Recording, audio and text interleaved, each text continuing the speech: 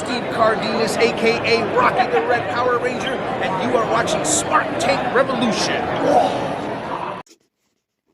Ladies and gentlemen, welcome back to the SmarkTank Revolution, where we always kick out at 2. I am your solo host, Joey. Holy, what the F was that? I'm straight edge. Not really, but I am better than you. Business. And yeah, so I'm coming to you maybe a day late, but it's taken a little while for everything to soak in. And Donnie has been feverishly working on new content for the channel, so I cannot have him one-up me. So hence, I am on with a little rap for you guys. Basically, I'm talking about the events and the, twists and turns of Collision. Now, Donnie has already auspiciously gone over about how great FTR is and how heartbroken I am. And anyone who watched that show will understand why. And we don't need to expound upon that because, heartbreaks heal and let's move on. But what I do want to talk about is the other event that happened on the show, mainly the opening of the show. And basically, we have had CM Punk, who is a Collision guy, and I love that shirt. So now I've got to get it. I'm a Collision guy too. It is far superior to Dynamite in production, in storytelling, in flow, just aesthetic, everything. It just hits all those spots for me, and I really dig it. So what I was just trying to get on, I figured I'd hop on the horn, tell you good people what I think, what this means. CM Punk came to the ring with Tony Schiavone, and he was carrying his, Santa's sack, the red velvet sack with him, and we all basically knew what was in there. But now we finally got the reveal, and he said, it's not what's in the bag, it's that he's been left holding it. And in a real ballsy move, and I'm really intrigued to see where this goes, because you got to remember, they're building towards Wembley. All-in's happening very, very soon. It's a coming, folks. And so he basically pulled out the AEW championship. And he said it's not his because he deserved it. It's because he earned it. And that's been somewhat of a catchphrase with him lately. It's up there with, tell me when I'm telling lies. And I love that. I dig it. But he said, it has still his blood on it. And then he kind of took a little bit of a jab, and he said, he's the real world champion. And I thought, boom, bombshell dropped. And I thought it was a weird booking choice to not have MJF run down and shut this down immediately, given MJF's character. But I also thought it was an interesting booking choice because you had MJF turning over a new leaf where he's more giving for himself and giving of himself for others. He's trying to better himself. And you saw that in the main event with the sacrifice play for Adam Cole in the ending of that really heartbreaking match that I won't talk about again. But so I guess that's the only reason, kayfabe wise, that storyline, he wouldn't come down. I'm sure it will change. Now, Wembley's up in the air. Many people have been thinking we're going to get MJF versus Adam Cole. And I think that could still happen. But, after this now, Punk's thrown down the gauntlet. Basically, he's saying, you're a fraud. I'm the real world champ. I haven't been beaten for this thing. Now, there's two trains of thoughts on this, and both of them are leaving the station at the same time. But, is AEW going to pull a WWE? Are they going to have Punk be the de facto champion of Collision? Is it going to be more of a brand split than we thought? Are we going to get two world champions? Or are we inevitably leading up to a unification match? And I don't know which way I want them to go because the roster's so big. Obviously, it's big enough because you got two separate shows and you're not hurting for talent. And then you got a third show. It's basically their developmental in, Rampage. You got Arthur Ashe Stadium coming up too with Dynamite Grand Slam and Rampage Grand Slam. So it's really interesting. Like I said, the big caveat was the fact that the head scratcher is MJF didn't run down and shut this whole thing down immediately. And you got to think that that's a deliberate booking choice. They wouldn't make such an oversight like that. I know there's some weird AEW booking flaws, but that one's a glaring omission that I don't think would pass. So, of course, then you had everyone's favorite Ricky Starks come out. And I got to tell you guys, listen, Ricky's a good talent. He is. But the Pebble, when MJF referred to him as the Pebble, it really sticks because I just can't help but see so many parallels to him not being derivative of The Rock, but just trying to be The Rock.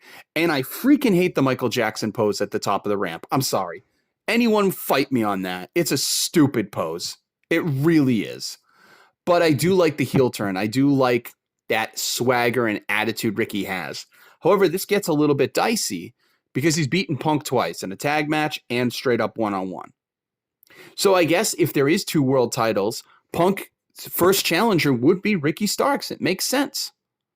And I really dug it. For those who haven't seen it, I'm sorry, here comes a spoiler. Punk is getting himself a referee for the world title match on Collision this coming week. And yeah, it's going to be a harken back to the ROH days with Ricky the Dragon Steamboat, the guy who calls it right down the middle, doesn't cheat. Mr. Virtuous. He is as pure comes. So that'll be interesting. It'll be really interesting because right now, Punk is he was absolutely revered in this past week's town. I'm trying to remember where they were, and I apologize. It was in Texas. So, okay, it was in Texas. But, he was very, very fan favorite. He was definitely a fan favorite. But it's not always the way. Every other town, he seems to be getting jeered or, cheered. So, and then he busted out the spray paint NWO style, and he said, I'm straight edge, which means I'm better than you. And I don't need a stolen catchphrase. And I love it because that was a dig at Max too. So I was sitting there going, okay, here comes the music. You're going to hear the nothing. Crickets. So I was like, okay. You get Ricky Starks and, it's just going to be really interesting. I mean, are they going to have 2 world titles? Does it diminish MJF's world title reign if you have a secondary world title? Now, here's the funny thing. I'm going to be a little hypocritical here. For Seth's title reign, I agree with it. I agree because Roman's had such a stranglehold on that belt and title reign that I think the necessity of creating a building title, like a hot potato title, a title where we can create and fortify new stars. I think that's essential. I think that they're still trying. It's in, the embryo stages of everything. They're baby stepping it. They're trying to make it something big. Seth's doing his best work, but I don't think Seth needs a long title reign, which is why I'm hoping for a change. I'm hoping for a change at SummerSlam, be it Finn Balor or be it Damian Priest, senior Money in the Bank. But with AEW, I would have to take a counter argument and say it absolutely would diminish MJF's title reign. It would put a blight on his title reign because he is your champion. It's not his fault that Punk was out and took his ball and he, not took his ball and ran home, but he was injured and, there was extenuating circumstances that he wasn't allowed back in the company at that point. So it's not MJF's fault, but it also makes sense that, hey, to be the man, the rest of it. And Punk right now, when he left, was the man. So, I mean, I don't know. Is the natural progression that you get Punk versus MJF at Wembley? And would Punk be the heel? Because I got to say, Punk is becoming more heelish. That straight edge, I'm better than you. That's his heel moniker. That's the Summer of Punk shit right there.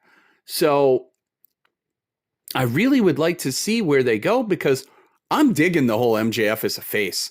The man is just gold with anything he touches. He gets it. He gets it. And I'm not trying to sound like Jim Cornette, blowing the horn here, but man, he gets it. There really isn't anything he does wrong in that ring, character-wise, outside the ring. He gets it. And I'm really enjoying the face run right now. I know everyone's expecting it to end in heartbreak, but I got to tell you, spoiler, at the end of Collision, when Adam Cole consciously made the turn and said, do what you got to do, Max, and did the whole, sacrificial Jesus pose, like put me out of my misery, old Yeller style. And MJF was conflicted and didn't pull the belt shot.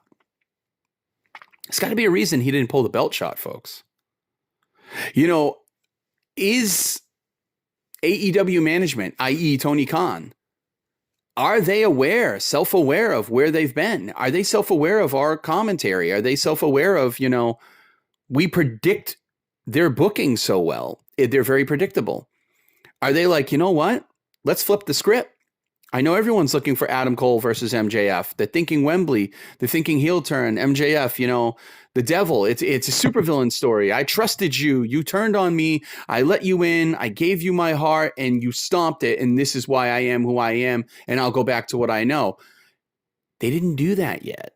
Now, yeah, they have weeks leading up to this right now, and it could possibly happen. But there's got to be something with what Punk. Listen, I know in my heart of hearts that Ricky Starks is not going to beat Punk on Collision. Now, does that mean we get the first time ever Ricky Steamboat heel turn? Do we get some shenanigans there, or do we get a straight up win from Punk? Or do we get MJF coming in and being like, hey, F this. You're not fighting over a world title. I am the world champion.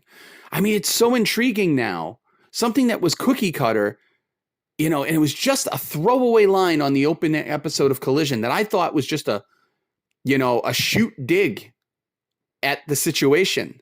I never expected this to be dragged back out again. But then he took the NWO style paint and spray painted the black X across that gorgeous title. So, I mean, we've got two defaced titles now in AEW. We got the Triple B, and it has nothing on the STR title. And then we've got one of the most gorgeous belts I've ever seen, which is sitting right next to me, the AEW World title in replica form, obviously. But Punk sprayed an X down it. So we got two champions, or two people vying for the right to be champion with their own mark on the title and their own claim. Both of them got claim. MJF is your champion because by all intents and purposes, if Punk never came back, that is where the lineage of the title was going. However, Punk never lost, and he is back now. So who's who? Who gets it? Who gets the Duke? It's going to be really interesting. I got to tell you, going out of Collision, I'm a lot more interested than when I went in. And I'd love to hear, again, as Donnie put it, anyone we have, we are appreciative of your following. We are appreciative of your support. And we're only going to grow this channel through you kind folks and our passions. And I would love to hear what everyone else has to say about this, because I'll be quite honest, I'm excited. It is a damn good time to be a wrestling fan.